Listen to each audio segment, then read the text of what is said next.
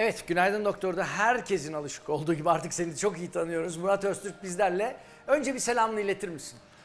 Günaydın Doktor'dan Şuraya kameraya bakarak. Evet. tüm sevenlerime, tüm ülkem insanına günaydınlar diyorum. Kırklareli'ye. Kırıkkale'yi çok seviyorum. Hep karıştırırım biliyor musun? Kırıkkale'yi çok seviyorum, Kırıkkalelileri çok seviyorum. Saygıyla hepsine selam ediyorum. Biz de Kırıkkale'ye buradan çok selam söylüyoruz ama memleketim Kırklareli'ne de söylemişken oraya da selam Yani şimdi söyleyelim. oraya ben bir selam etmezse ben Tabii olmaz. gerçekten üzülürdüm. Ama bu arada gerçekten karıştırırım ben. Evet, Çok Kırklareli karıştırırım. Kırıkkale karışır ama insanımız aynı, her yerde dünya güzel. tatlısı. Tekrar hoş geldiniz. Hoş bulduk. İlk katıldığınız programda bizi çok şaşkına uğrattınız. Gerçekten çok güzel tepkiler, çok güzel sorular ve teşekkürler aldık sizin adınıza seyircilerimizden. Hemen uzatmadan dedik bir daha Murat Bey'i konuk edelim. Diş hekimi Murat Öztürk yine konuğumuz.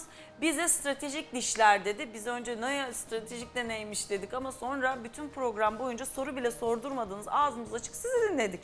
Eksik olmayın. Ama konu biraz eksik kaldı. Evet, Stratejik dişlere devam edelim istedik hemen sıcağı sıcağına. evet. 6 yaş dişlerinden başladığımız bu stratejik yolculuğa devam edelim dedik Evet biz de. lütfen ama bir dünün de üstünden geçelim mi? Şu Kaç implantlarla tane, alakalı bir işimiz vardı. Hani dün anlattığınız konu implantlarla ilgili bir eksiğimiz var. Onu bitirelim. Onu da ona bitireceğiz. arada değineceğim. Tamam, harika. Hatta seyircilerimizin bilmesi gereken en önemli konulardan birisi bu. Evet. Diş kaybının en büyük yapacağı hasarlardan birisi karşıdaki diş boşluğa doğru uzama gösteriyor. Bir dişi kaybettiğiniz zaman karşıdaki diş, onun bizim antagonisti dediğimiz diş uzama gösteriyor. Siz dişinizi kısa sürede ve zamanında yaptırmazsanız ileride implant dahi yapsak üzerine yapacağımız diş istediğimiz büyüklükte, nitelikte olmuyor ve ciddi sıkıntılar çekiyor. Ben tıbbın içerisindeyim. Dişle ilgili de her gün burada gerçekten birilerini ağırlıyoruz. O yüzden ben biliyorum gibi ama ben bile zorlandım. Karşı diş dediğinizde üst çeneden bir diş eksilirse alttaki Alttakine çeneden doğru biri. uzaya. Onun karşılayan diş. Evet, onu Tamam. karşılayan diş Karşı derken- o boşluğa hareket ediyor. İki taraflı düşündüğümüz zaman onu karşılayan diş. Evet, onu Tamam. karşılayan diş. Şimdi yine 6 yaş dişlerinin çekimi yapıldı. 2 tane diş kaybetmiştik en son programımızda. O noktada kalmıştık ve yastık eklem oluştu. Çünkü kişi çene hareketlerini normalin dışında yapmaya başladı. Artık ya önde ısırmaya ya arkada çiğnemeye başladı. Evet.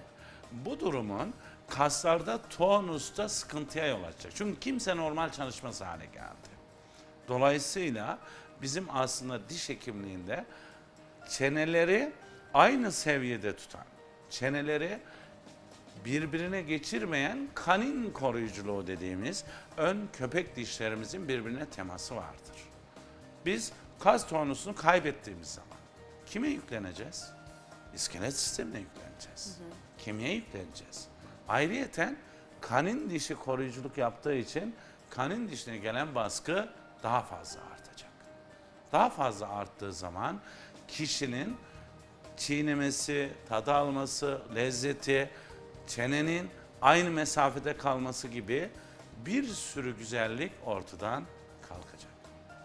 Dolayısıyla kas tonusu dedik yine, masseter kaslardan bahsettik, ptergoid kaslardan bahsettik. Bir de çeneyi yukarıda asılı tutan temporal kas dedik. Temporal kas da anormal çalışmaya başlayacak.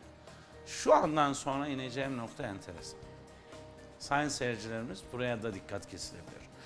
Temporal kas etkinliğini zayıflattığı, tonusunu kaybettiği, çene eklemine yüklendiği an vücudumuzdaki kas sistemi birbirine zincir halkası gibi bağlanmış, hepsi birbirini tutan kaslar. Vücudumuz zaten kas ve iskelet sisteminden oluşuyor. Bu kaslarda yukarıdan bir bozulma yapmış oluyorsunuz. Ve artık gırtlak bölgesinde, boğaz bölgesindeki kaslarda da etkilenme başlıyor. Kişide alt çene geri düşmeye başlıyor. Alt çene geri düşmeye başladı. Sonuç nefes yolunu daralttık. Ve gece horlama başladı. Horlama bir titreşimdir. Aldığınız nefesin akciğere ulaşma sıkıntısıdır. Eğer ulaştıramıyorsanız işte ses telleriyle bir titreşim orada başladı ve size sinyal veriyor. Bir şeyler yanlış gidiyor diyor. Bir şeyler yanlış gidiyor. Hemen tedbir almanız gerekir. Almadınız. Horlasın, ne olacak canım dediniz. Belli bir süre sonra o titreşim bölgesindeki gevşemeye bağlı olarak kaslarda tıkanmalar gelişiyor. Hasta apne dediğimiz bir anda boğulmayla uyanıyor. Bu işin en basiti. Boğularak uyanıyor.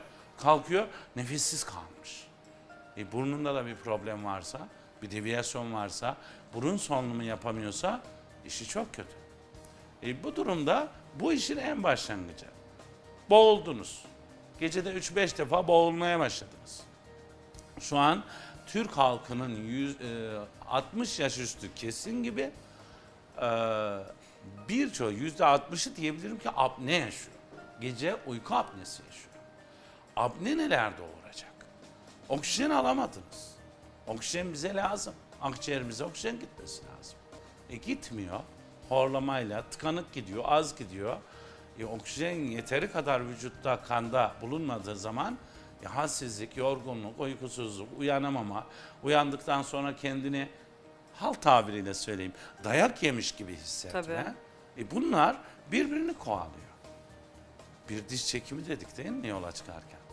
Zaten şimdi ey diş sen nelere kadirmişsin diyeceğim yani. O kadar şaşırıyorum ki bu Değil mi? anlattıklarınız ve o kadar Yani, mantıklı değil ki. mi? Bütün sistemler de vücudumuzdaki akciğerimiz, karaciğerimiz, kalbimiz, böbreğimiz, midemiz bir kasla bağlı bir yerlere değil mi? Bir tendonla bağlı. Ve bunlardaki zayıflama, oksijen yetersizliği, bunlardaki zayıflama, bunlara da yeterince oksijen gidemediği zaman kişi aslında sisteminde ciddi bir bozulma yaşıyor. Ve şu an 2017'de Türkiye'de geçerlilik kazanmış horlama tedavisinde yapılan çalışmalar şunu gösteriyor ki horlama tip 2 diyabete kendi başına neden olabilen bir durum. Horlama. Horlama tip 2 diyabete kendi başına sebep olabilen bir durum.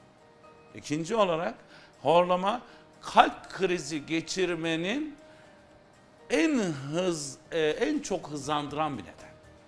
Kişi çok rahat kalp krizi geçirebiliyor. Kalp krizinin tetikçisi. Horlama basite alınmayacak. Karaciğer, akciğer obstrüktif hastalıklarının ta başlangıcının ta kendisi. Bugün obstrüktif akciğer hastalıklarını tedavi etmek için bir sürü tedavi yöntemleri ve gece insanlar sibap dediğimiz ağzında, burnunda takılmış bir cihazla uyumaya maruz bırakılıyor.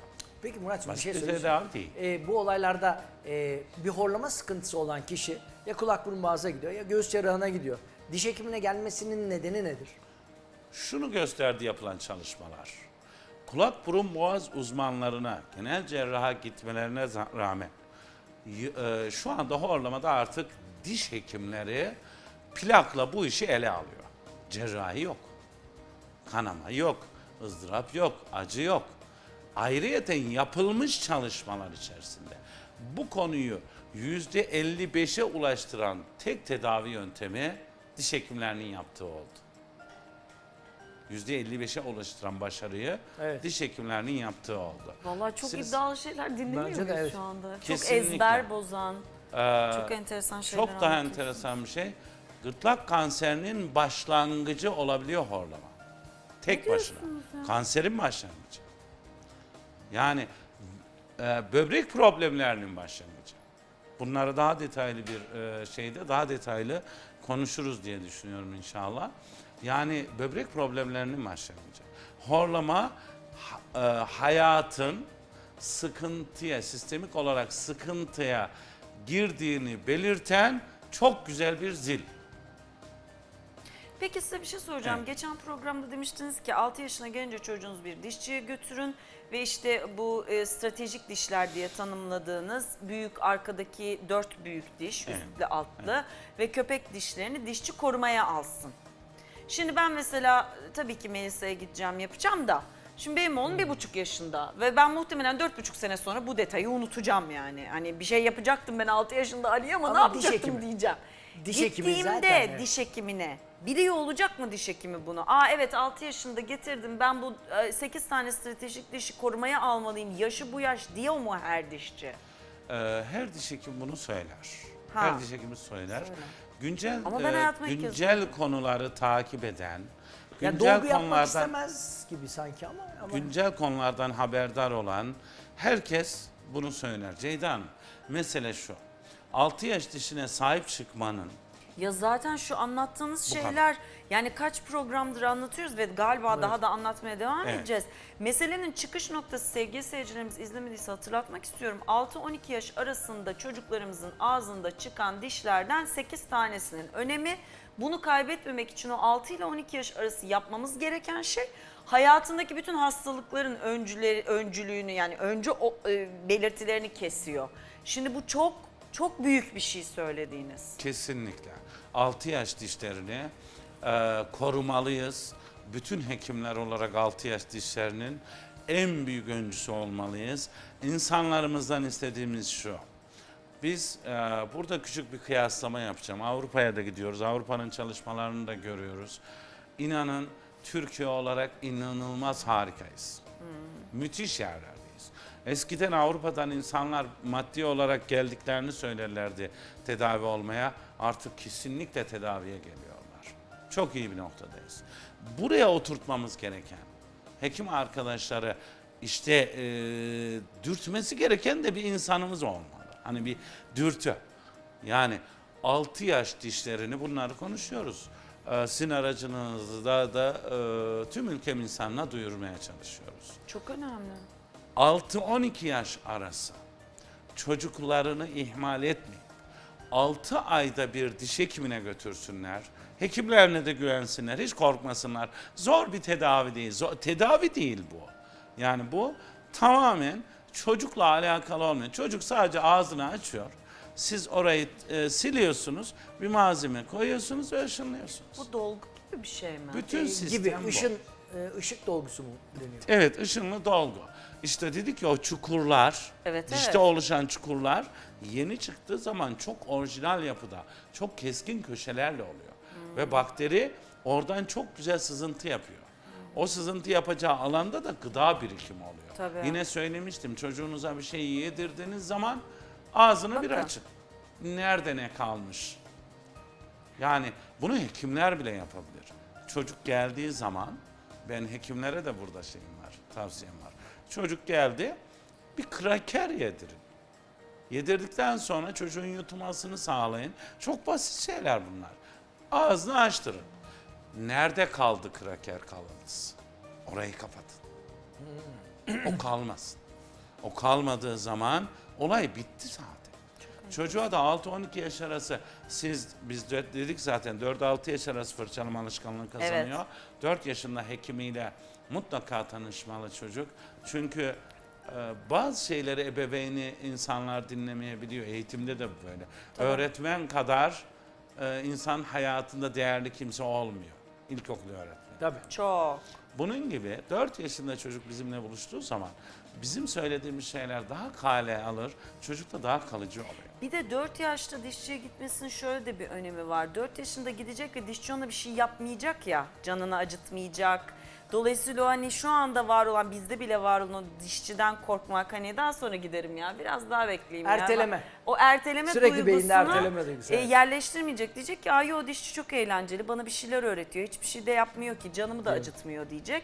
Önden korumayı aldığı için de dişçi hiçbir zaman canını acıtmayacak aslında süreçte. Kesinlikle. Ne kadar kıymetli bir şey. Kesinlikle, yani çocukların bu yaşta hekime alışkın olmaları, hekime gidiyor olmaları, hekimin onlarla bir mıncıklayıp böyle ay sen mi geldin demesinin hayatlarında neleri değiştirebileceğini aslında buradan anlamak. Peki kaybettik bu dişleri. Bunları bilmiyoruz. Sonuçta biz de sizinle Evet, öğrendik. evet. Ve bilmeyen bir sürü insan var. Çocuğu şimdi 15 yaşına geldi. Eyvah diyor belki.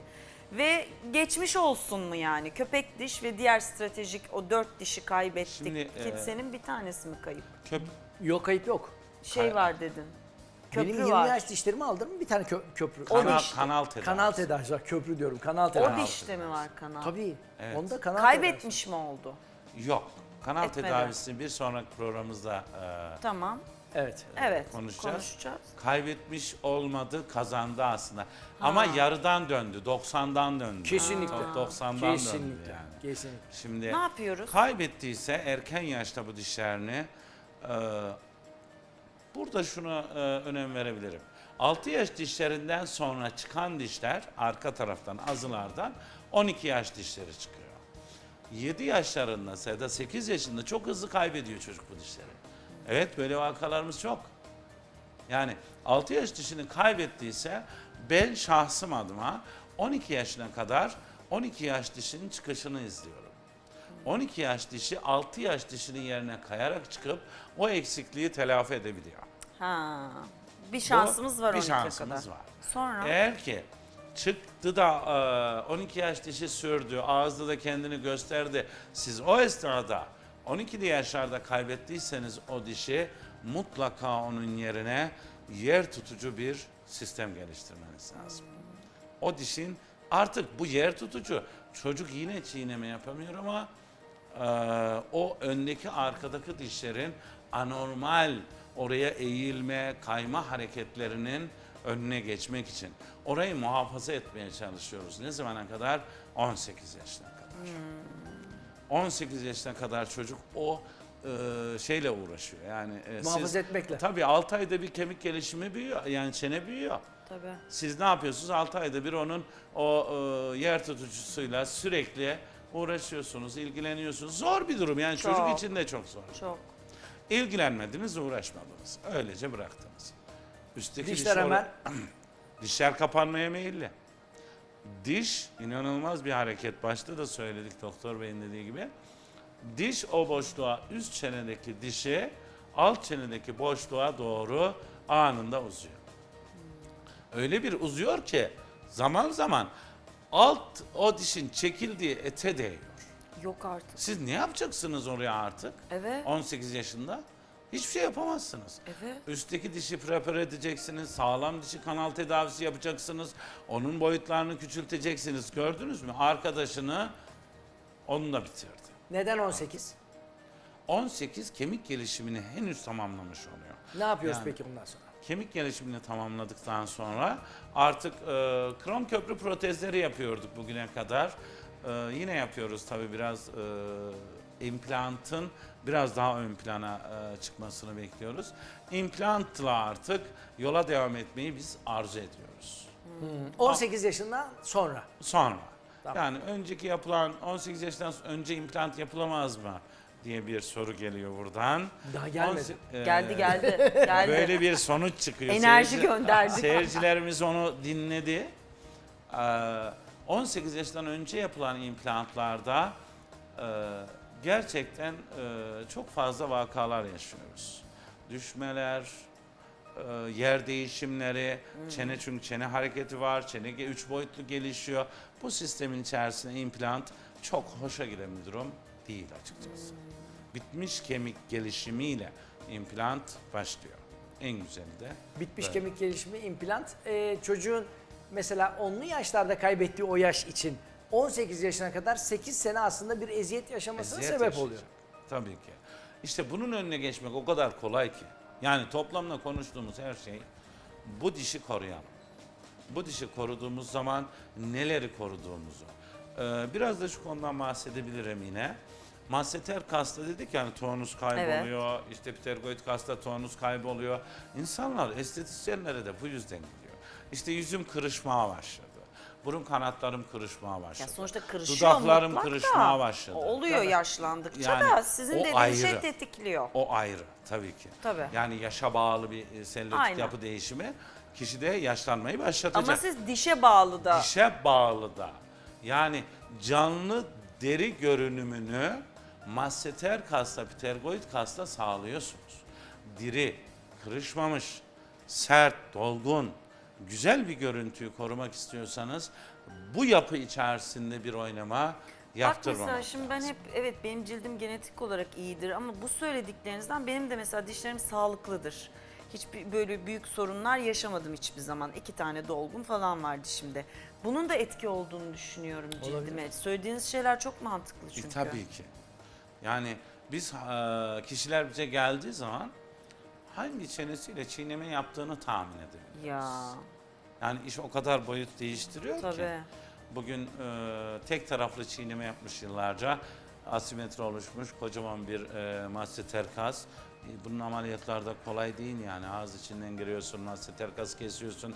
Daha da tonusu Daha da azaltıyorsun. işler zor. Yani daha da zor. Yani yıkılanı yapmak çok zor. Çok. Benim burada önemli üzerine durduğum yıkmayalım 6 yaş dişlerini.